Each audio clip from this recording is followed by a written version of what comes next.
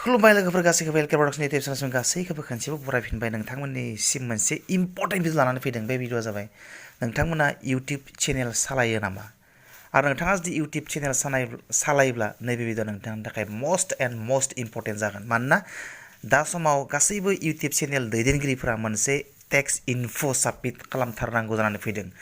जाय बिथांमोना tax enough' submit खालामा बिथांमोना इउटुबनि पेमेन्ट मोनाबो जानो हानाय बे बाराव। तो बेनिखायनो जायफोरा चेनेल दं सोरबा पेमेन्ट मोनदोंब्लाबो मोनाखैब्लाबो बिथांमोना चेनेलनि हेफाजाबजों गुगल एडसेन्सआव माने टेक्स इनफ' अनलाइन साबमिट खालामथारनांगोन। तो नोंथांमोना जानो हागौ गोबाङानो मिथिगौ आरो गोबाङानो मिथिया जायफोरा बे टेक्स इनफ'खौ अनलाइन साबमिट खालामनो रोङा एडसेन्स एकाउन्टनिफ्राय गुगल एडसेन्स एकाउन्टनिफ्राय बिथांमोना नैबे भिडिअखौ नायनानै ला आरो नैबे भिडिअखौ लानायनि उनाव नोंथांमोना एडसेन्स गुगल एडसेन्स एकाउन्टनि टेक्स इनफ'खौ बोरै साबमिट खालामो अनलाइन बेनि सोमोन्दै डिटेल्स बुजिना मोनगोन आरो नोंथाङा गावनि मबाइलावनो बे गुगल एडसेन्सनि टेक्स इनफ'खौ अनलाइन साबमिट खालामनो हागोन।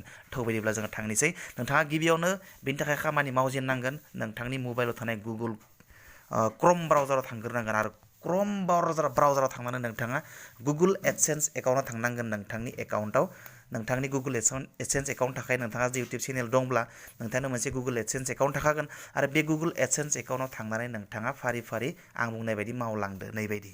गुगल एडसेन्सआव थांनाय लोगो लोगो नोंथाङा नैबायदि मोनसे पेज नुनो मोनगोन नैबायदि आरो बे पेजाव नोंथाङा नुदों नैबेबायदि मेसेजाव मेनेज टेक्स इनफ' होननाय नैबे मोनसे अपसनखौ नुदों। बेयाव नोंथाङा थुनानै होनांगोन। बेयाव थुनाय लोगो लोगो नोंथाङा मोनसे गोदान पेज नुनो मोनगोन। दानिया नायदो फर्मआ अपेन जाबाय। बे फर्माव नोंथाङा मोनसे अपसन नुदों एड टेक्स इनफ' होननाय। बे एड टेक्स इनफ' होननायाव नोंथाङा क्लिक खालामनांगोन। क्लिक खालामनायनि उनाव नोंथाङा जा इमेल आइडिखौ बेयाव होदोंमोन बे इमेल आइडिनि पासवार्डखौ बिगोन आरो पासवार्डखौ होनाय लोगो लोगो अथेन्टिकेट जागोन पेजआ। थ' जों नायनोसै। बेनि उनाव नैबायदि अपसनखौ नुनो मोनगोन। बेयाव नोंथाङा नुदों टाइप अफ एकाउन्ट। बे टाइप अफ एकाउन्टआव नोंथाङा इन्डिभिजुवेलखौ होबानो जाबाय। नैबे इन्डिभिजुवेलखौ होनायनि उनाव नोंथाङा नेक्स्ट थुना होबानो जाबाय। दानिया नोंथाङा मोनसे सोंथि नुनो मोनगोन आर इउ आ सिटिजेन अर resident of the United states. बेयाव नोंथाङा न'खौ होबानो जाबाय। न'खौ क्लिक खालामनायनि उनाव नोंथाङा नेक्स्ट थुनानै होबानो जाबाय। नेक्स्ट थुनाय लोगो लोगो नोंथांनि सेराव मोनसे फर्म फैबावगोन। बे जाबाय सेलेक्ट डब्लिउ नैबायदि फर्म W8BEN बेबायदि मोनसे फर्म फैबावगोन। बेयाव नोंथाङा मोजाङै फरायनानै नायबा नुगोन गोजौनि मोनसेया नन US इन्डिभिजुवेल नैबे मोनसेया। बेयाव नोंथाङा थुनांगोन। आं बुजायबाय थालिया डाइरेक्ट बेयाव थुनानै होबानो जाबाय। बेयाव थुनानै नोंथाङा डाइरेक्ट स्टार्ट W8BN फर्म बेयाव क्लिक खालामनानै होबानो जाबाय। बेयाव क्लिक खालामनाय लोगो लोगो नोंथांनि सिगाङाव मोनसे गोदान फर्म फैगोन। दानिया बे फर्माव नोंथाङा नुनो मोनगोन DBA डुइं बिजनेस। बेखौ नोंथाङा जेबो होनाङा एरायलां बेखौ। बेनि उनाव नेक्स्ट इन्डिया जोंनि कान्ट्रिखौ सेलेक्सन खालाम। इन्डिया हो बेयाव इन्डियाखौ हो नैबेयाव। बेखौ कान्ट्रि अफ सिटिजेनशिप बेखौ होबाय। बेखौ होनायनि उनाव नोंथाङा नैबे मोनसे टिन नुदोंना TIN बे TIN आव नोंथाङा जेबो होनाङा जेबो सिन्था खालामनाङा। बेयाव नोंथांनि पेन कार्ड नाम्बारखौ सोनानै हो। पेन कार्ड नाम्बारखौ सोनायनि उनाव नेक्स्ट थुनानै हो। नेक्स्ट थुनाय लोगो लोगो नैबायदि मोनसे फर्म मोनफिनगोन। बे फर्माव नोंथाङा नोंथांनि एड्रेस नोंथांनि town city pin code state जि नुदों भिलेज PS बायदि बायदि थुजोबना इन्टार खालामजोबना होबानो जाबाय। बेनि उनाव नैबेखौ नुदोंना पस्टेल एड्रेस इज सेम एज पार्मानेन्ट रेजिडेन्स बेखौ क्लिक खालामना होबानो जाबाय। बेखौ खालामनायनि उनाव नेक्स्ट थुना होबानो जाबाय। नेक्स्ट थुनायनि उनाव नोंथाङा नुगोन टेक्स ट्रिटि होननाय मोनसे अपसन फैगोन। बे टेक्स ट्रिटियाव नोंथाङा मोननै अपसन नुगोन न' आरो येस। बे न' आरो येसआव नोंथाङा न' अपसनखौ सेलेक्ट खालामब्लानो जाबाय। बेनियाव नैबेहाय क्लिक खालाम रिजन अफ कान्ट्रि क्लेमिं ट्रिटि उइथ दा US बेखौ क्लिक खालामनानै हो।